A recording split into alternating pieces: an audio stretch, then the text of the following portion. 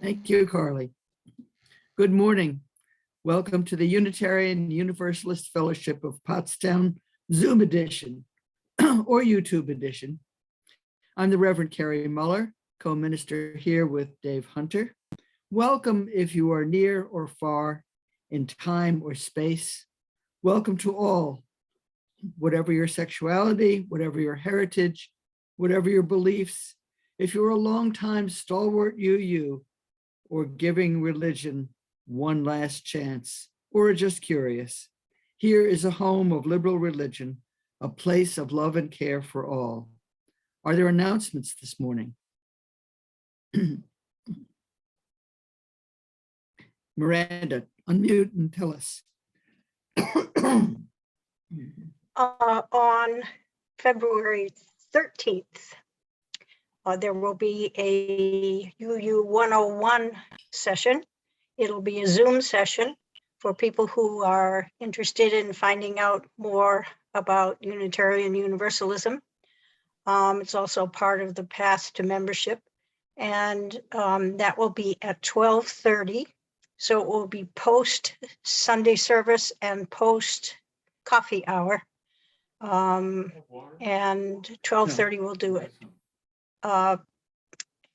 That is presented by the membership committee and Reverend Kerry and Reverend Dave. So anyone who's interested is welcome to join us. Even longtime UUs? Longtime UUs, everyone. If you want a refresher course or just a review. Thanks. And what you want to do is email me or member services at uupottstown.org. Thank you, Miranda. Thank you. Are there other announcements? Thank you. Well, our chimes.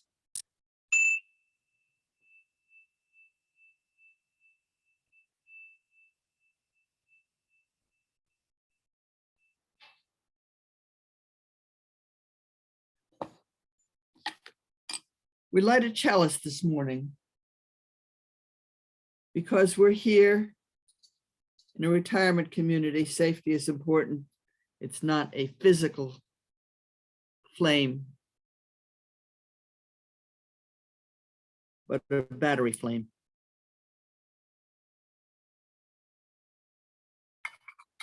We light it this morning for the wholeness of the year with all its seasons, for darkness and light, for day and night, for the full span of humanity, for the whole of the interdependent web.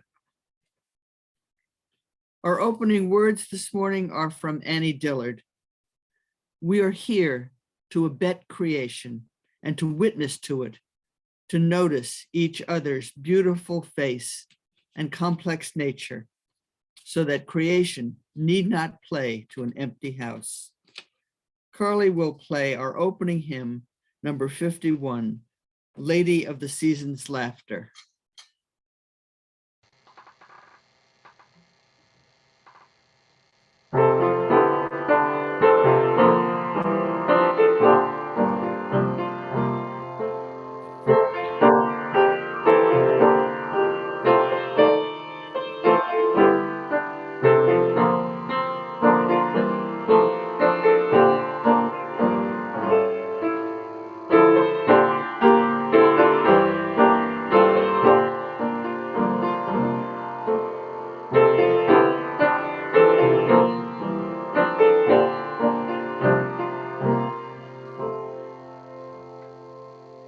Thank you, Carly.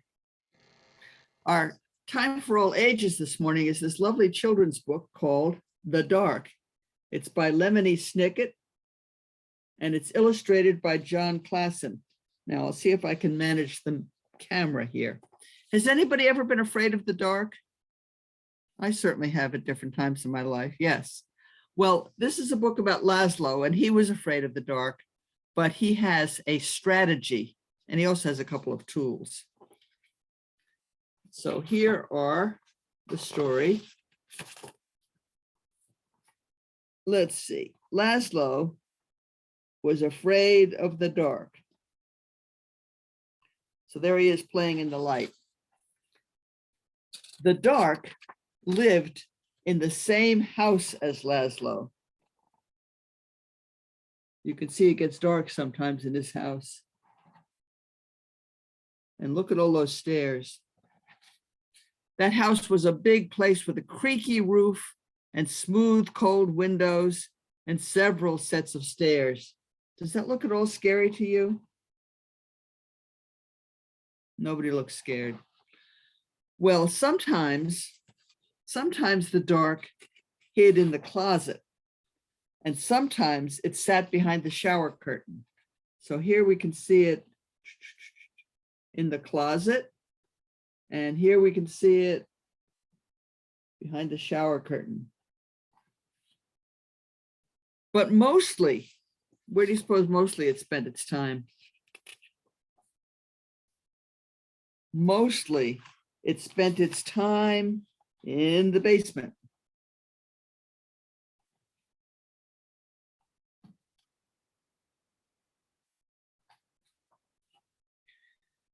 All day long, the dark would wait in a distant corner, far from the squeaks and rattles of the washing machine, pressed up against some old damp boxes and a chest of drawers that nobody ever opened.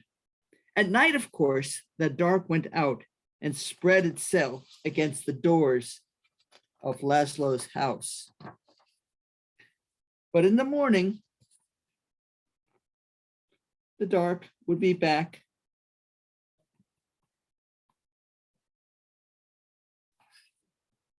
Back in the basement where it belonged.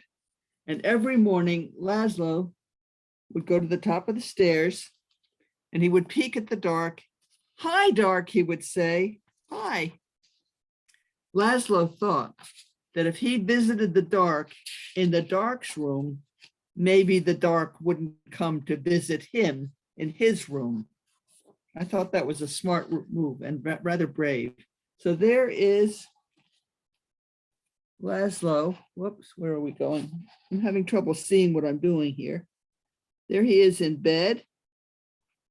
And what does he have in his room to keep it light? He has a nightlight. I have a nightlight too. This is a very smart nightlight. It only lights up when it's got electricity, and it only lights up when it's dark out. So it's not lighted here, but during the night it lights up. One night, something happened.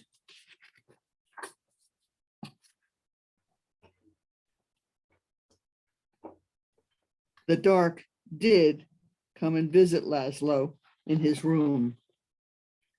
Laszlo, the dark said in the dark.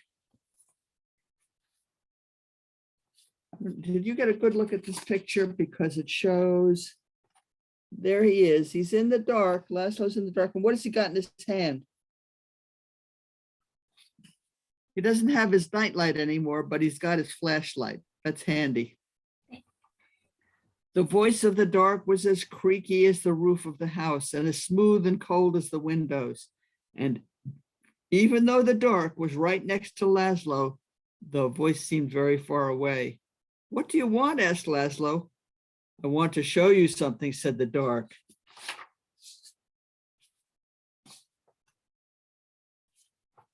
And there he is.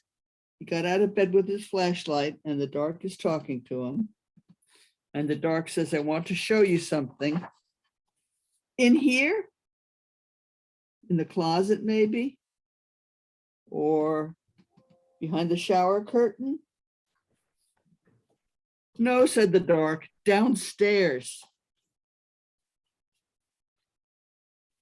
Downstairs? Asked Laszlo. Well, let's see. This is not working well.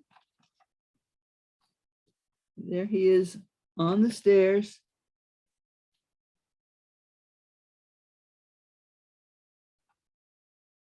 Downstairs? Yes, said the dark. Downstairs. Now, would you want to go downstairs in the dark at night? I wouldn't. But in Laszlo's living room, there he is in the living room looking out the windows, was the biggest window in the house. And Laszlo looked out at the dark outside. Above him, the roof creaked, and he closed his eyes. Now the dark was all that Laszlo could see. No, no, said the dark. Not here. Down here. And there is Laszlo's, that's the door to the basement. Laszlo would never dare to come to the dark's room at night.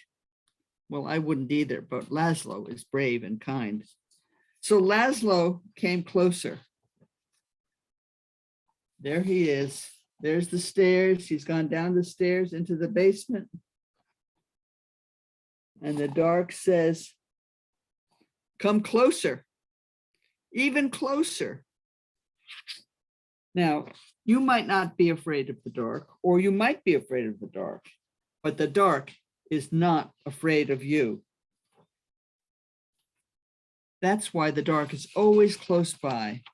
The dark peeks around the corner and waits behind every door, and you can see the dark up in the sky almost every night, gazing down at you as you gaze up at the stars. Without a creaky roof, the rain would fall on your head, and without smooth, cold windows, you would never see outside. And without a set of stairs, you could never go into the basement where the dark spends its time. Without a closet, you would have nowhere to put your shoes. And without a shower curtain, you would splash water all over the bathroom. And without the dark, everything would be light, and you would never know if you needed a light bulb. Bottom drawer, said the dark. So here's that old chest of drawers there in the basement. Bottom drawer, said the dark. What? Bottom drawer, said the dark. Open the bottom door. And there's Laszlo with his flashlight. And what do you suppose he sees inside that door, inside that drawer?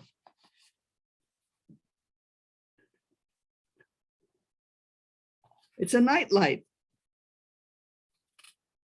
just like mine. Thank you, said Laszlo. You're welcome, said the dark. So everything that the dark was doing to get Laszlo to come down into the dark was so that he could have a nightlight. And there's a whole drawer full of them here. If you look carefully, there's the chest of drawers, and there's that. And now when it's open, you can see there's a bunch in there. By the time Laszlo got back to bed, the dark was no longer in his room, except when he closed his eyes to go to sleep. And that's because he now has a working nightlight again. The dark didn't answer, but the bottom drawer was still open. So it looked like something in the corner was smiling. The next morning, Laszlo visited the dark in the basement. Hi, he said, hi, dark. And that's when the dark didn't answer. And there's that little smiley face of the chest of drawers. The dark kept on living with Laszlo, but it never bothered him again. And there's the morning. And there's Laszlo playing in the sunshine. So I like this book because it tells us about the friendly dark.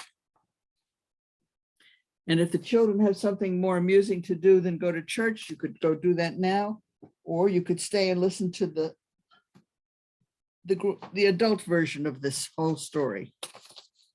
But meanwhile, in all seasons, this Unitarian Universalist congregation makes its own decisions and sets its own policy and supports itself and the world through a dedication of time and treasure and talent. And you may support this congregation through the donate button, and we will be grateful. Carly, do you have some music for us while people do that? You can't hear.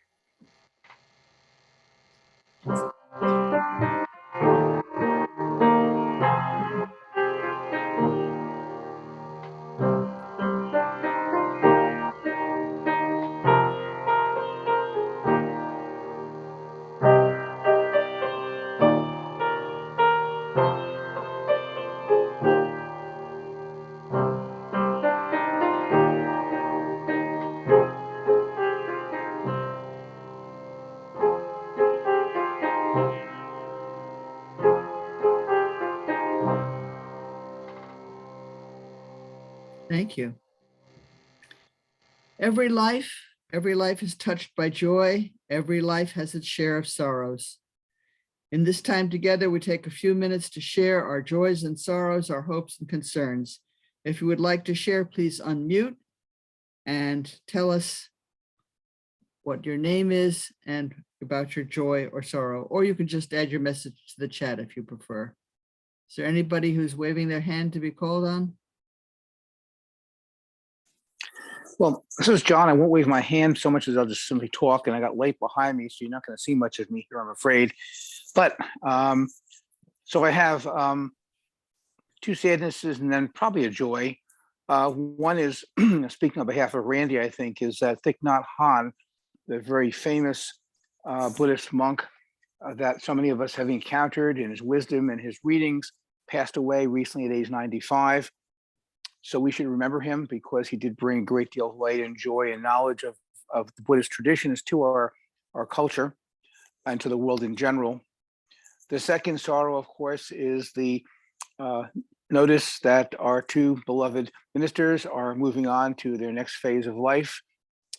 We have enjoyed and treasured their presence with us over the course of time.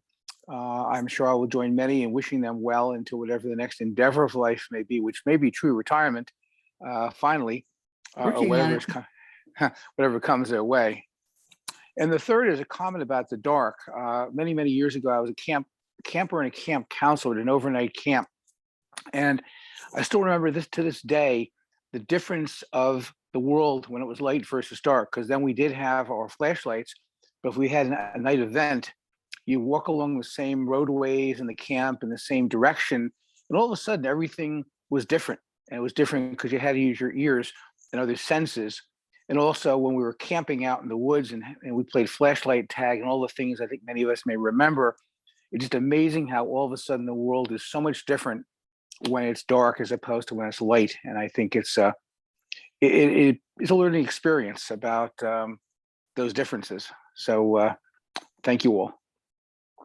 Thank you, John.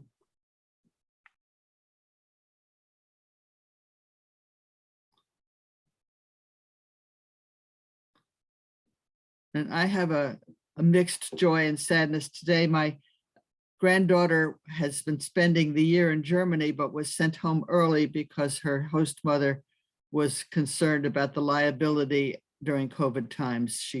The mother could not afford to be quarantined, and the cases were rising. So Soph has come safely home from Germany.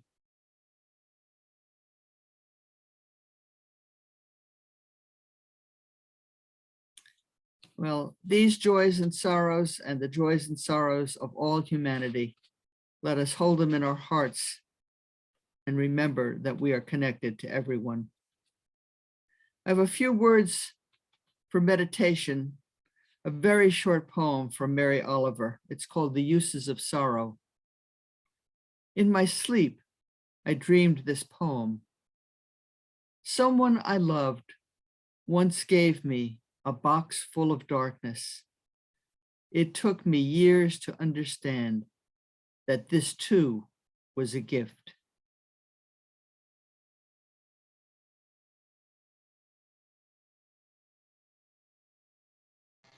Carly, will you play Spirit of Life for us?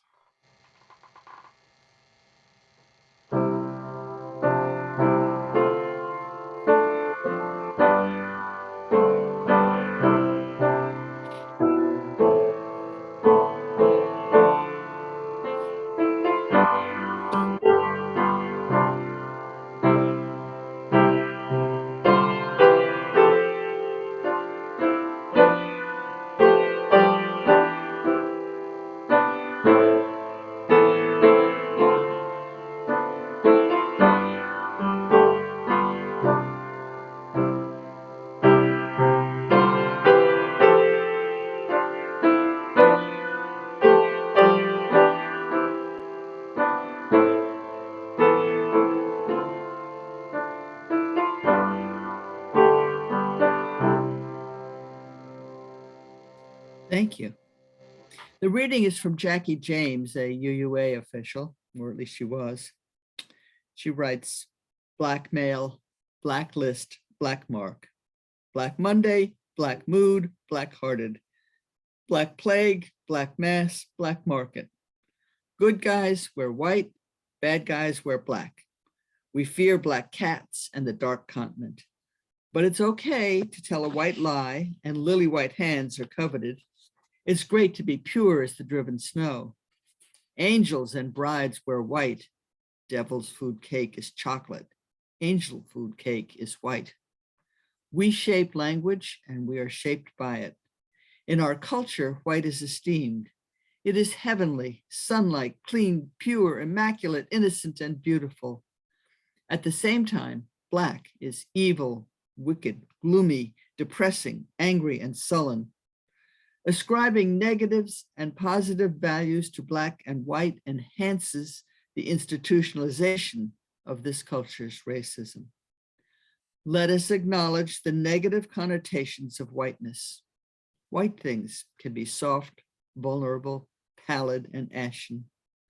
Light can be blinding, bleaching, enervating. Conversely, we must acknowledge that darkness has a redemptive character, that in darkness there is power and beauty. The dark nurtured and protected us before our birth. Welcome darkness. Don't be afraid of it or deny it. Darkness brings relief from the blinking sun, from scorching heat, from exhausting labor. Night signals permission to rest, to be with our loved ones, to conceive new life, to search our hearts, to remember our dreams. The dark of winter is a time of hibernation. Seeds grow in the dark, fertile earth. The words black and dark don't need to be destroyed or ignored, only balanced and reclaimed in their wholeness. The words white and light don't need to be destroyed or ignored, only balanced and reclaimed in their wholeness. Imagine a world that had only light. or dark. We need both, dark and light, light and dark. Our next hymn is number 55, Dark of Winter.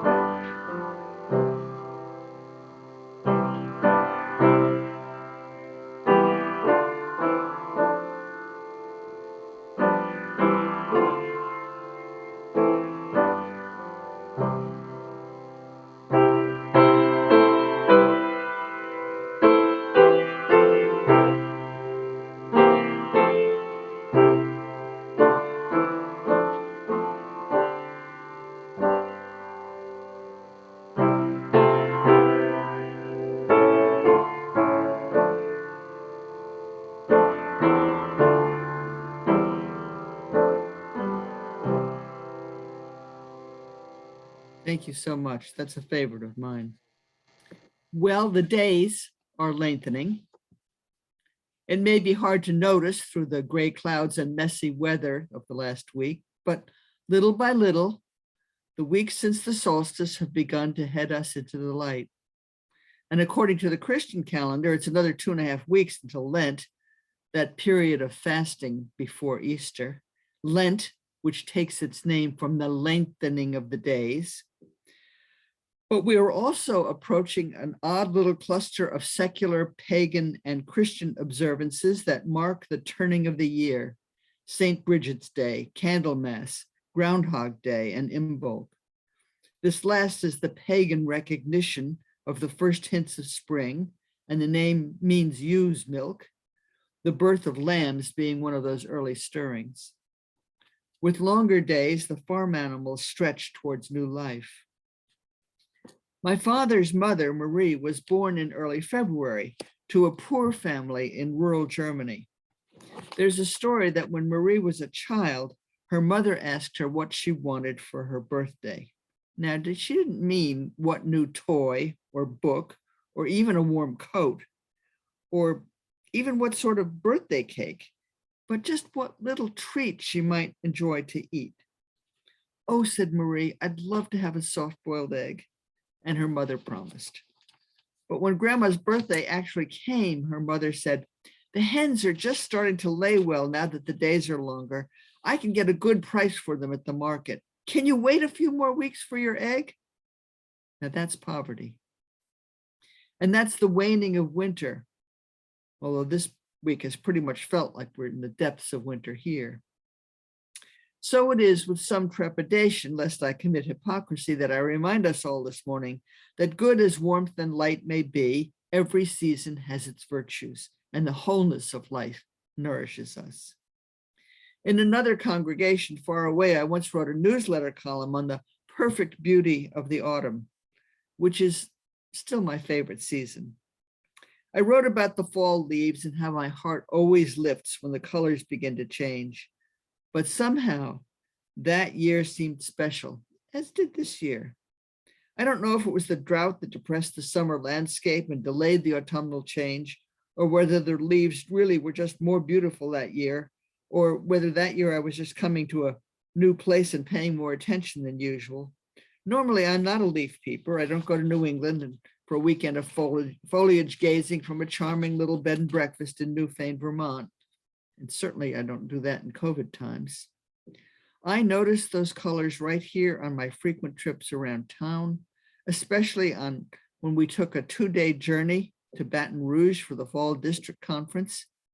Patches of red and yellow and orange began to intersperse with the green. More and more trees joined the brightness.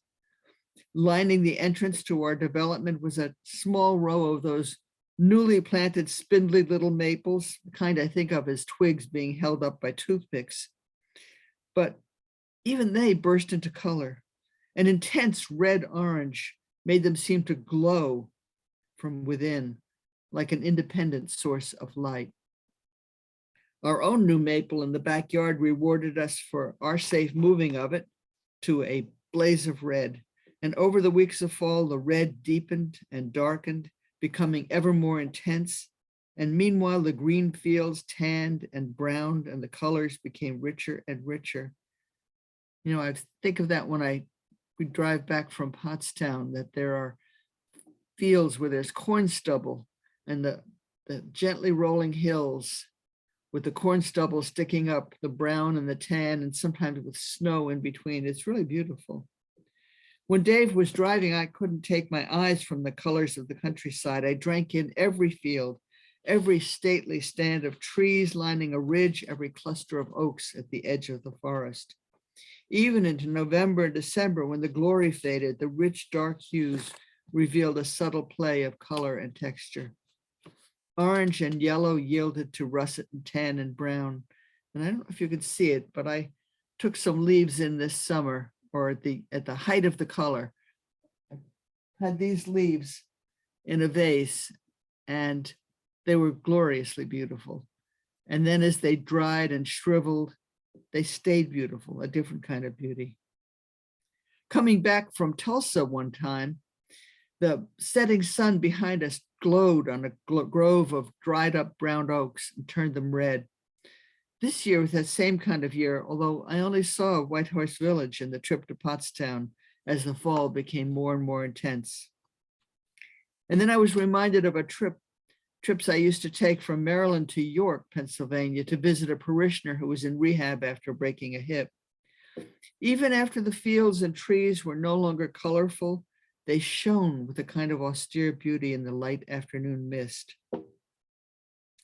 Eventually, the bare branches became visible, displaying the solemn shape of the trees themselves.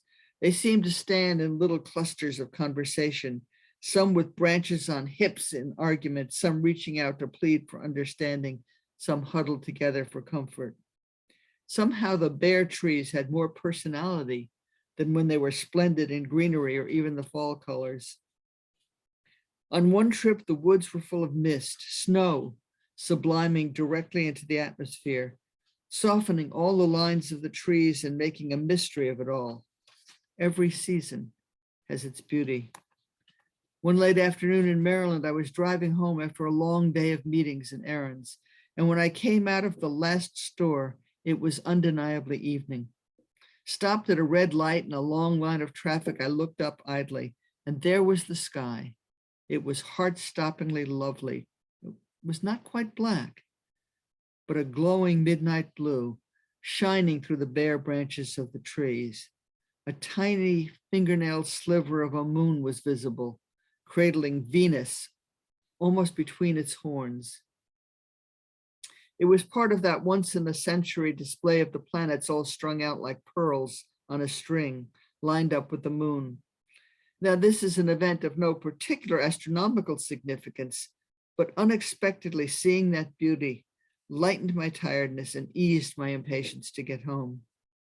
I recalled another perfect autumn day more than 40 years ago, seeing yellow ginkgo leaves against a blue sky. Now, at that time, my life was pretty much of a shambles. And even then, I was moved to gratitude for the earth, still beautiful, for the opportunity life gave me to stop and appreciate that beauty. Whatever my troubles, they were small enough to allow for a moment's joy. In the fall, I feel gratitude to Miss Whalen, my 10th grade biology teacher at Hackensack High School back in the late 50s. Miss Whalen had us each keep a diary of a tree throughout the school year.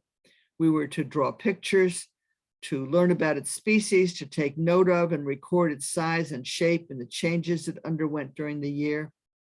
She helped me to really pay attention. And although I didn't think about it then, attention is the beginning of spirituality. My tree was a small but perfectly shaped pin oak in the backyard. My uncle, a tree surgeon who had planted that tree, lent me a book for my final report. It was in that book that I learned 3 amazing facts, or perhaps it was 1 fact in 3 form. I don't remember the name of the book, so I can't give you a citation, but that fact has stayed with me for all these years. First, the chemical compounds responsible for the bright fall colors are in the leaves all year round. From spring until early fall, the colors are hidden by the abundance of green chlorophyll, that miraculous substance which makes food for the plant out of sunlight and water. Secondly, the ultimate brown of the leaves is also present implicitly year-round, for it is just the natural progression of the fading of the bright fall colors. And third, deciduous trees need a dormant time when they shed their now useless leaves after the chlorophyll is gone, conserving their energies for the parts of the tree which will carry over into the next springtime and the next generation. In each season of the year, the whole of the tree's life is present. There's no point in just loving the buds or the new green leaves the size of a mouse's ear. The full and lush green foliage of summer has its own great beauty, but eventually the nutrients must be withdrawn from the leaves and concentrated in the acorns that make the next generation possible. The sharp glory of the fall colors and concentrated is withdrawn from the leaves and concentrated in the acorns. The sharp glory of fall colors must give way to the poignant deepening of the color, and finally the stark bare beauty of the branches, so the tree will again be ready to swell with visible life when the season turns to spring. Miss Whalen's biology class project carried with it a lesson far beyond the cellular processes of xylem and phloem that she meant us to learn. We must embrace the whole of life, the ups and downs, the riotous spring, the verdant summer, the poignancy of the fall, the dormancy of winter. Now, you may think it's perverse of me to love these fall processes. The autumn color, after all, are the herald of winter. And I'm not really given to the pleasures of winter. Cold, snowy ski trails hold no allure for me, even when I was more mobile than I am now. I prefer to sit outside on a summer's eve or take an after-work swim in a cool lake. And I know there are many people who suffer from SAD, or seasonal affective disorder, a physiological depression that results from the diminished light of winter. And there are others, though, who become depressed in the spring. Winter isn't my favorite season, and yet I've come to appreciate it more. Winter has its delights. Terry Tafoya, a Native American psychotherapist and anthropologist who spoke to the ministers one year at General Assembly, told us that in his tradition, storytelling is reserved for winter.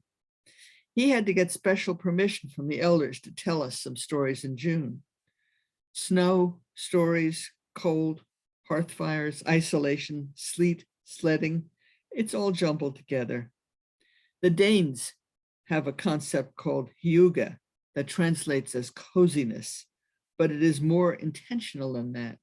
And it gets them through those long, cold Scandinavian winters with a solidarity of purpose and care for one another. For me, it is not logic that makes me love the fall. Perhaps it is the love of wholeness, seeing the tree's whole life in its every moment.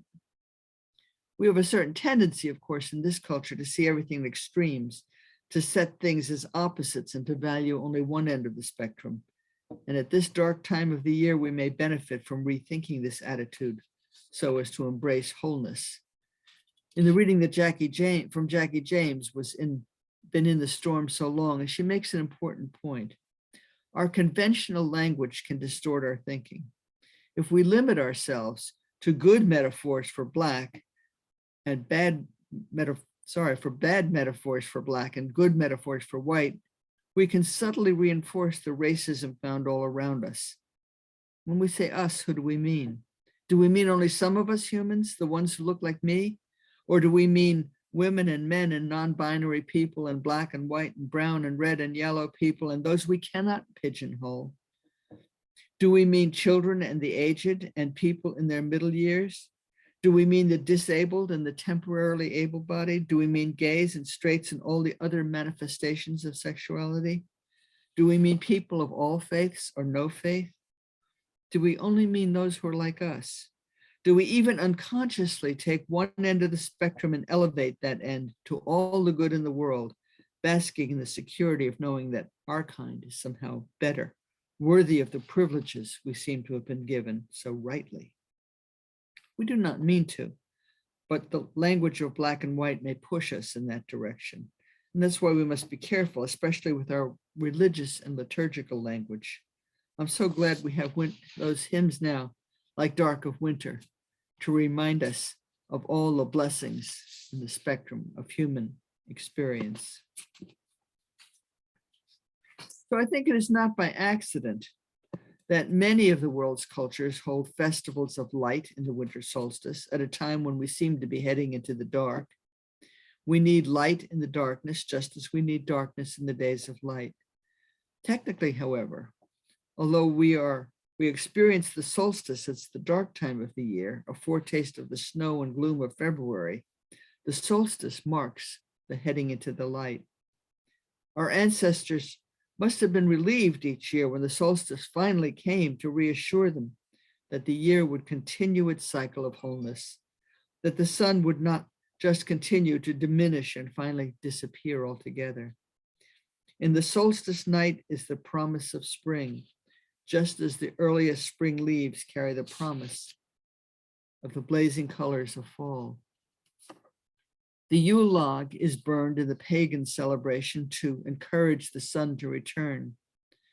I love that the word pagan, which only means the religion of the country folk, the pagani, those who held on to the old ways longer than the city dwellers when Christianity swept across Europe. Pagans often properly call themselves Wiccans, and modern Wiccans celebrate the birth of the winter-born king. The Wiccan yearly calendar recognizes all the phases of birth and life and death, and the whole of the cycle of fertility and light and dark. The ancient Romans celebrated Saturnalia at the solstice. Saturn was the old god from before the coming of Jupiter in the later Roman pantheon. Feasting, drinking, dancing, music, and riotous living marked the days of the Saturnalia. And there's a hint of that celebration of wholeness in this celebration, for during Saturnalia, everything was turned upside down. Behavior prohibited most of the year was given a controlled outlet. Social relations were topsy-turvy, with slaves ruling the household and dignified masters behaving ridiculously. For these few days, at least, no one was excluded from the full joy of life. Echoes of Saturnalia lived on well into the Middle Ages, when a lord of misrule was chosen for the winter celebration, again a feast of wild abandon. And even in slavery times in this country, there was a bit of that equalizing celebration. We still see it in Mardi Gras and the Mummers Parade. Christmas itself, with all of its freight of pagan customs, was moved in ancient times to the winter solstice. Scholars tell us, of course, that Jesus' birth would have been in the spring when the shepherds would be out in their fields. But when Christianity became the legal and official religion of the times of the Roman Empire, some celebration was needed to take the place of Sol Invictus, the unconquered sun, which itself had replaced the earlier Saturnalia. Christmas candles, electric lights, Yule logs, nowadays mostly a bûche de Noël made of cake frosted to look like a log. These still all call the sun to return. And in these weeks when the sun does begin to answer the summons of the solstice lights, a new round of celebration recognizes the light and darkness again. In Christianity, at Candlemas, the candles for the coming year are blessed. Saint Bridget is the successor to the Celtic goddess Brigid, celebrated with hearth fires, first foods of spring, butter and milk, new clothes left outside for her blessing. And Groundhog Day. Have you ever wondered why Punxsutawney Phil's weather forecasting is so paradoxical? If he sees his shadow, that is, if it's a fine and clear day, that means 6 more weeks of winter. Groundhog Day weather is the opposite of what we can expect in the next 6 weeks. Well, in the Celtic mythology, this is the day when the goddess, in her form as the crone, who has control over the weather, goes out into the forest to gather wood for the rest of the season.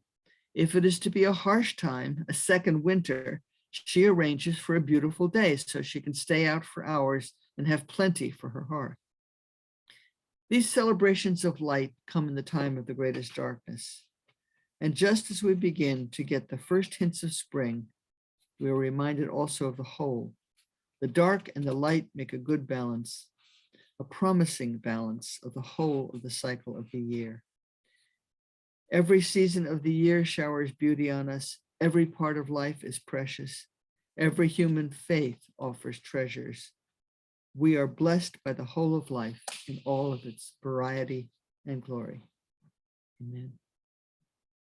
Our closing hymn is number 57, All Beautiful, the March of Days.